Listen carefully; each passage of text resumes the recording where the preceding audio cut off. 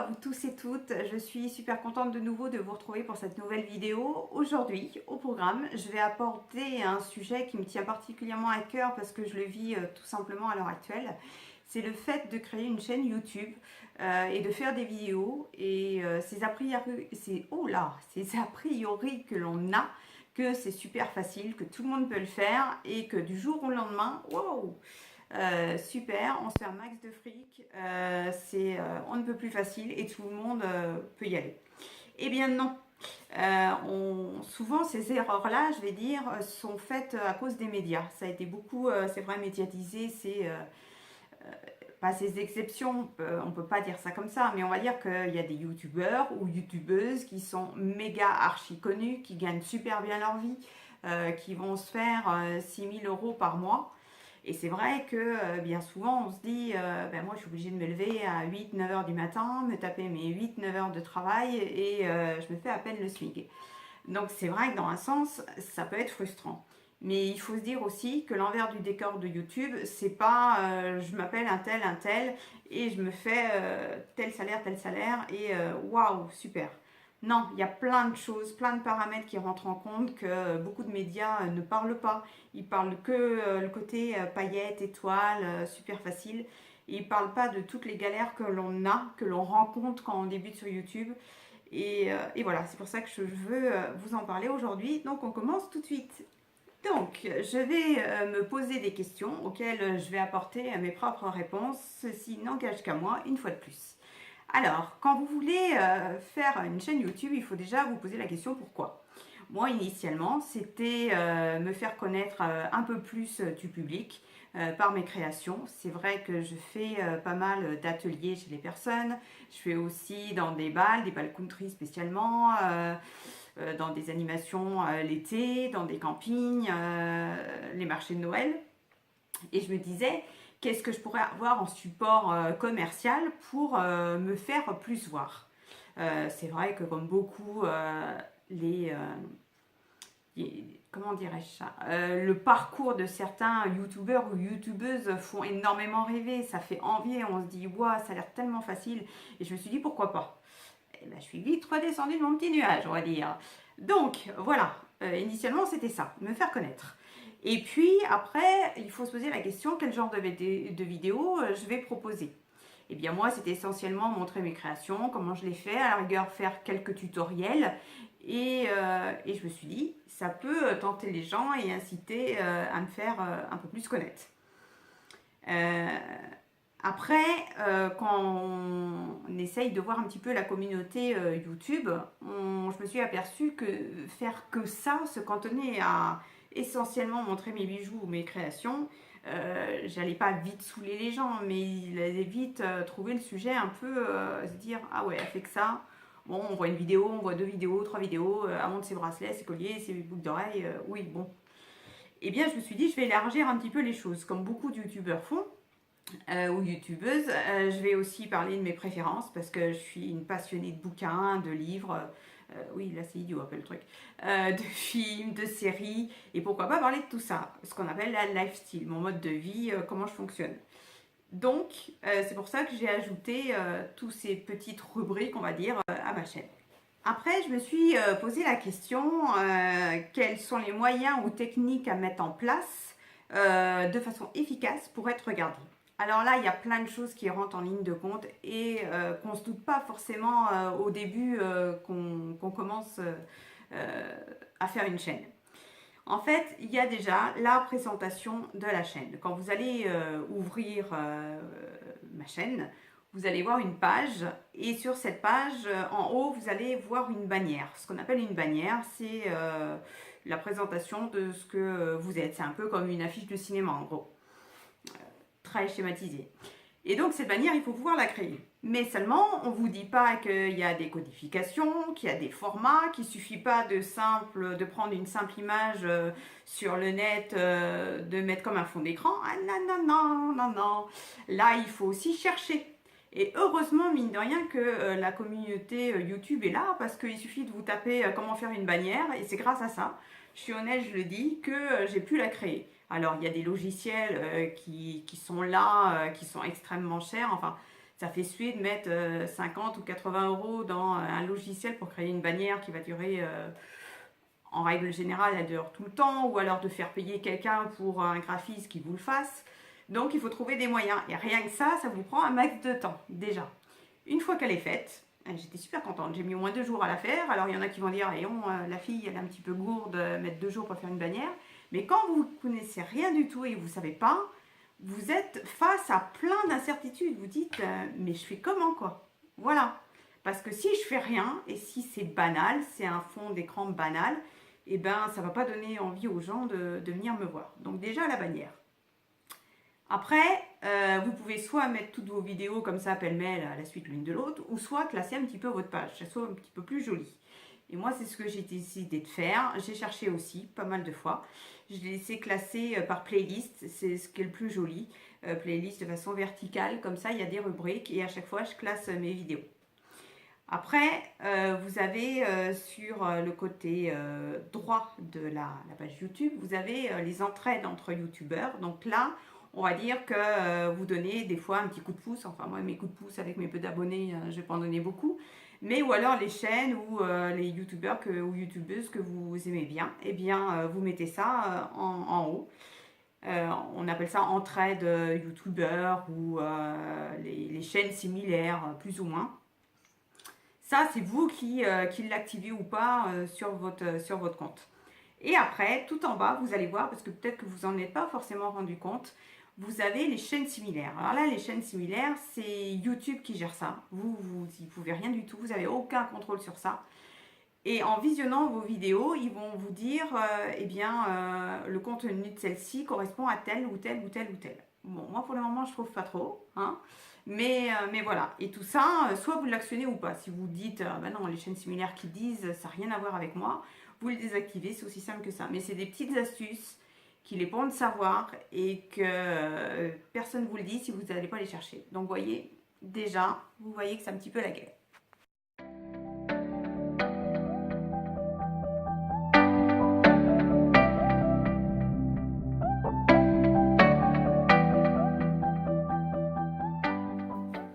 Alors après, en termes de présentation, il faut aussi penser à avoir un nom de chaîne attractif.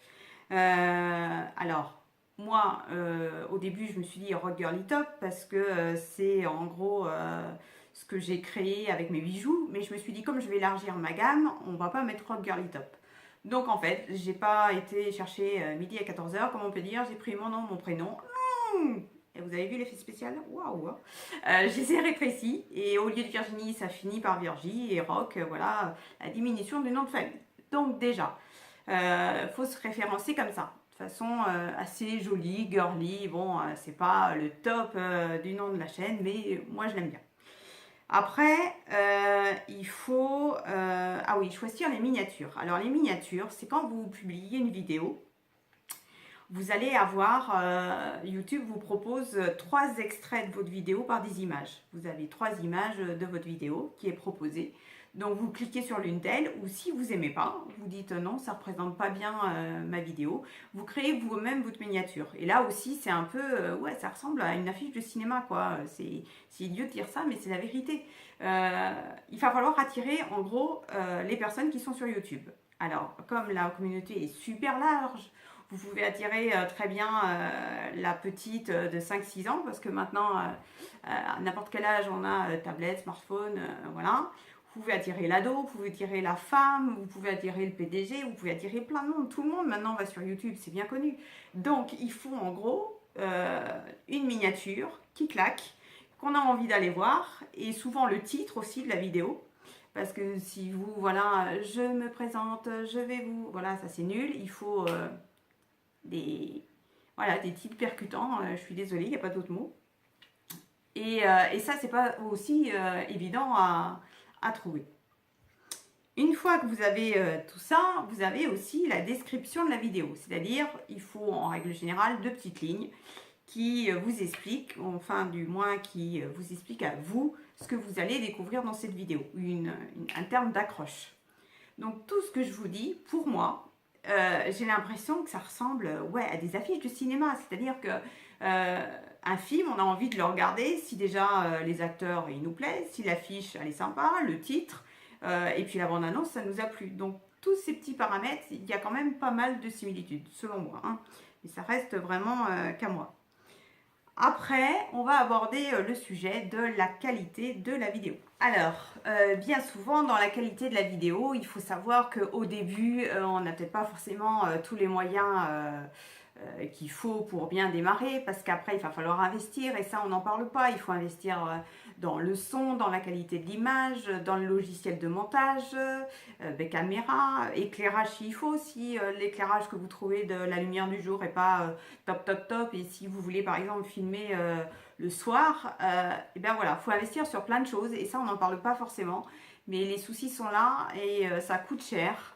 Il y a des logiciels ou des fournitures qui ne sont pas données et qu'on ne pense pas forcément à parler, tout simplement. Donc voilà, c'est pour ça que je tenais à bien faire un point bien précis sur ce sujet. Après, il faut maîtriser le sujet que vous voulez aborder lors de votre vidéo. Il faut parler distinctement, il faut éviter les mots à répétition, les silences, les les voilà. Moi, c'est vrai que je dis souvent voilà. C'est surtout quand je me revisionne après. Je me dis, oulala, là Virginie, t'as un peu galéré, mais bon, c'est pas grave. Et puis aussi, il faut éviter, alors là, je pense que on le fait souvent, au début, du moins, je pense, c'est se regarder dans le retour de la caméra.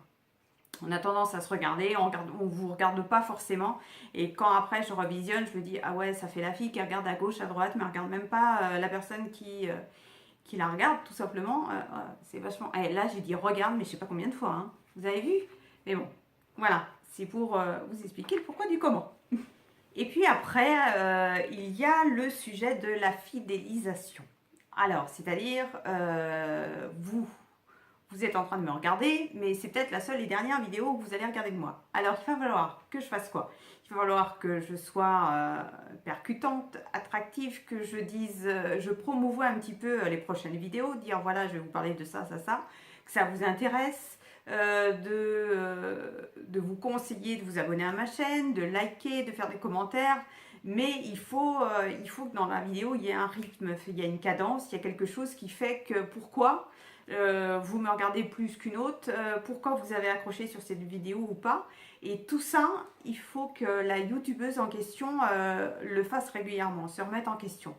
Il faut que vous mettiez, vous dites moi en tant que visionneuse où je regarde, je zappe sur YouTube, pourquoi je vais plus vers l'une ou vers l'autre?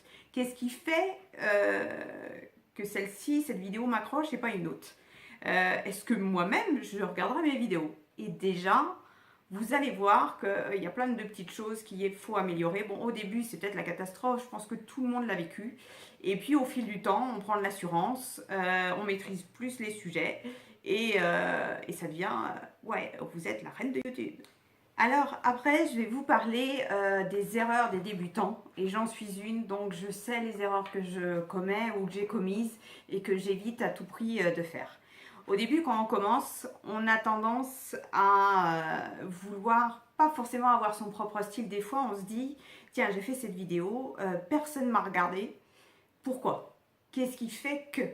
Donc, qu'est-ce qu'on va faire? Petite maline comme on va aller visionner les petites voisines ou les petits voisins. Et puis, on va regarder. Et on va dire, ah ben tiens, lui ou elle a fait tant de vues, un sujet de fou, et bien on va faire pareil.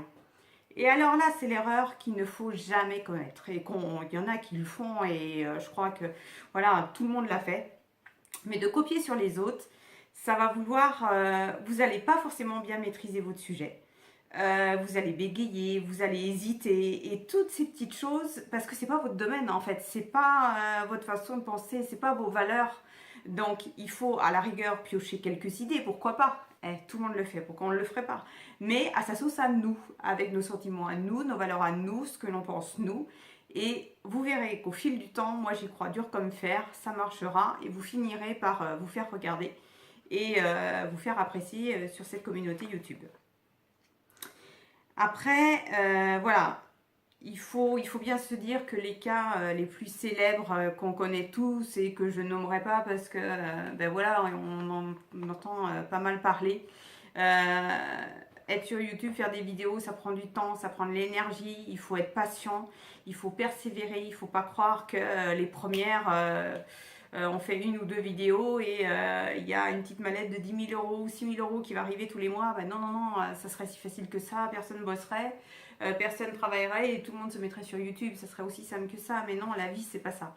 Après, on a idéalisé, je pense que les médias, tout ce qui est journaliste, idéalisent ce monde-là en disant que c'est facile, faites-les, faites du buzz, mais ça ne se crée pas comme ça. S'il n'y a pas l'impact avec vous qui êtes derrière votre écran, ça ne marchera jamais. Voilà, moi, mes conseils que j'aurais à dire. Après, une partie qui, pour moi, s'avère méga importante, que je n'ai pas connue encore, c'est les mauvais commentaires. Je vois souvent des vidéos qui sont consacrées aux mauvais commentaires. Mais je me dis, mais comment on peut donner de l'importance à des gens qui vous critiquent, qui vous insultent des fois, mais comment les mettre en avant? Mais ils n'ont pas à être mis en avant.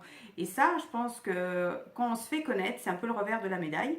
C'est qu'au début, on se dit, madame, je vais être visionnée, allez-y, regardez-moi, nan. Et puis quand vous êtes regardé, quand vous êtes connu, reconnu, et qu'on vous critique, et ben là vous vous dites ah ouais, en fait non, j'aurais peut-être mieux. Vous voyez, vous êtes plus restrictif déjà. Mais voilà, c'est bien connu, quand on devient un personnage public, il y a forcément de la jalousie, il y a forcément des critiques, que ce soit de votre entourage, que ce soit des youtubeurs ou youtubeuses qui vont vous poster des mauvaises ou des mauvais conseils, enfin voilà. C'est vrai qu'on voit tellement de choses et après ça fait mal d'avoir justement des pensées négatives parce que nous on rame, on galère pour essayer de faire un travail qualitatif et on vous assomme par derrière. Donc je dirais qu'il ne faut pas tenir compte de ça. Partout, quoi que vous fassiez, il y aura toujours des gens malsains qui vous critiqueront, qui vous diront que ce que vous faites en gros c'est de la merde, que ça sert à rien, qu'il faut mieux faire autre chose. Mais c'est pareil pour un nouveau boulot. Vous allez dans un nouveau boulot. Le patron, forcément, il ne vous accueille pas toujours super bien, il va vous dire faites ci, faites ça, et puis ça ne va pas lui plaire, vous allez pas assez vite, vous n'êtes pas assez rentable, et donc il va vous assommer de reproches. Et ben, vous n'allez pas le lendemain dire je ne vais pas y aller, je ne vais pas y retourner. Ben non, il faut persévérer. Et ben sur YouTube, c'est un petit peu pareil. C'est-à-dire, vous avez des mauvais commentaires, ou vous n'avez aucune vue, ou ça n'a pas marché, ou personne ne s'abonne, et ben il faut persévérer. Parce que si vous lâchez tout de suite, ils vont dire ah ben celle-là voilà elle a abandonné, ça a été facile, on l'a bien assommée, on l'a bien critiquée, personne ne l'a regardée, et ben voilà, ça y est, on n'entend plus parler d'elle. Non, il faut persévérer et il faut se dire aussi que ce qu'il y a sur les pages YouTube est essentiellement les plus connues, on dirait. Il n'y a pas toutes les vidéos du début à la fin, c'est-à-dire qu'au fur et à mesure, les vidéos s'effacent pour laisser place aux nouvelles. Donc on ne voit pas que des fois, pour être référencé et super connu, il a fallu faire 300, 400 vidéos. C'est souvent ce qu'on parle et que ça ne se fait pas du jour au lendemain. Donc, soyez patiente. Je ne le suis pas trop, mais je vais l'être. Et je suis sûre qu'un jour, ça marchera. Du moins, moi, je le crois. Alors voilà, j'espère que ma version de pensée pour créer une chaîne YouTube aura plu. Que ça vous aura apporté des petits conseils et que vous qui me regardez, vous vous dites bah, finalement, je ne pensais pas que oui, c'était aussi complexe que ça. Je voulais aussi remercier 2 personnes, 2 youtubeuses que j'ai contactées, parce que j'en ai contacté plusieurs. Aucune ne m'a répondu. D'ailleurs, j'ai trouvé ça un peu frustrant. Je me suis dit, en fait, toutes ces personnes-là, soit elles ont oublié qu'elles ont débuté et qu'elles auraient peut-être bien aimé avoir quelques conseils, soit elles sont tellement archi connues qu'elles prennent pas le temps ou elles n'ont pas le temps de répondre. Mais c'est très très difficile d'avoir des réponses. Il y en a 2 auxquels j'ai eu une réponse, qui m'ont donné quelques conseils que je remercie beaucoup. Je vais les mettre à la fin de ma vidéo. Je vous fais de gros bisous à vous 2. Je vous connais que à travers l'écran, qu'à travers les mails ou les snaps qu'on a pu échanger. Je vous remercie infiniment et si tout le monde était comme vous, je pense, du moins pour les nouvelles comme moi, ça aiderait beaucoup. Voilà, j'ai arrêté de parler, j'ai papoté pas mal avec vous. Je vous souhaite une très bonne journée, une très bonne soirée. Merci d'avoir pris le temps de me regarder jusqu'à la fin. Si vous voulez bien, abonnez-vous, mettez les petits pouces qui vont bien, les commentaires les plus gentils possibles, si possible. Ça serait sympa. Et puis, à bientôt pour une prochaine vidéo. Salut à vous!